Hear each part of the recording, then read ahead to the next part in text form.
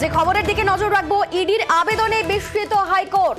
শুধু সন্দেশখালিতেই সিবিআই আবেদন কেন? রেশন দুর্নীতির তদন্তে সিবিআই নয় কেন, এমনটাই প্রশ্ন করেছেন বিচারপতি। আমাদের সঙ্গে রয়েছেন প্রতিনিধি অর্ণব। অর্ণব, ঠিক কি বলছেন বিচারপতি জয় সেনগুপ্ত, কি পর্যবেক্ষণ তার? গতকাল থেকে বিচারপতি জয় সেনগুপ্তের বেঞ্চে ইডির সন্দেশখালী আবেদন নিয়ে শুনানি শুরু হয়েছে এবং গতকাল আজকের পর কাল বুধবার ফের শুনানি রয়েছে এবং কালই সম্বন্ধে নির্দেশ দান করবেন বিচারপতি সেনগুপ্ত, এমনটাই ইঙ্গিত দিয়েছেন তিনি। কিন্তু রেশন দুর্নীতি নিয়ে রাজ্য জুড়ে তোলপাড় পড়ে যায় তখনই যখন এনফোর্সমেন্ট ডিরেক্টরেট গ্রেপ্তার করে রাজ্যের ক্যাবিনেট মন্ত্রী জ্যোতিপ্রিয় মল্লিককে। কারণ ইসি অর্থাৎ ইসিআইআর করে অর্থাৎ ইডি যে মামলাটা করে সেই মামলার তথ্য কোথা থেকে পেল?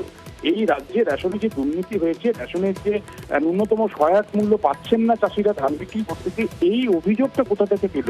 ইডি তো আকাশ থেকে একটা অভিযোগ আকাশ কুসুম কল্পনা করে পাইনি।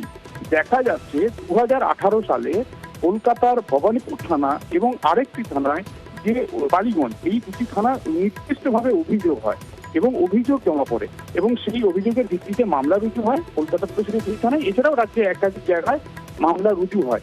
সেই মামলা থেকেই তথ্য পায় ইডি এবং তার ভিত্তিতেই তারা ইডি পিএনএলএ আইনে মামলা রুজু করে কেস স্টার্ট করে এবং তদন্ত শুরু করে বাকিবুর রহমান এবং জ্যোতিপ্রিয় মল্লিককে গ্রেপ্তার করে।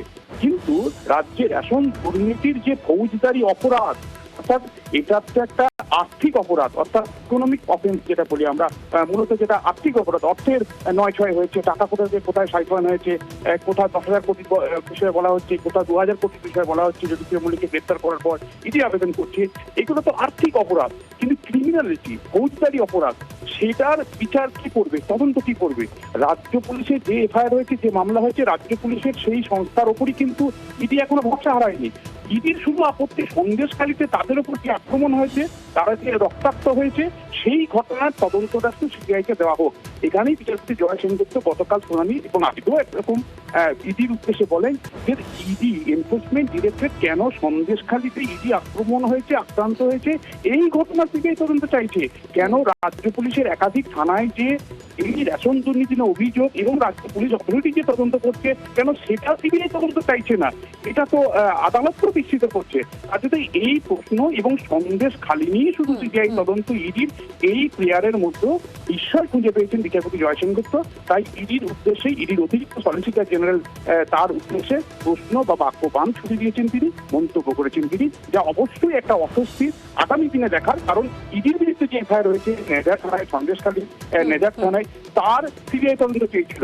আজকে তার একটা অ্যাপ্লিকেশন করে বলছে নেজার থানা স্বতঃপ্রণোদিত যে মামলাটা রুজু করেছে ওই সন্দেশখালীর পুরো ঘটনা নিয়ে, সেটাও সিবিআইকে তদন্তভার দেওয়া হোক। অর্থাৎ শুধুমাত্র সন্দেশখালী কেন্দ্রিক যে ঘটনা ঘটেছে 5 জানুয়ারি সকালবেলায় শাহজাহানের বাড়ির সামনে, সেটা সিবিআই তদন্ত চাইছে এনফোর্সমেন্ট ডিরেক্টরেট।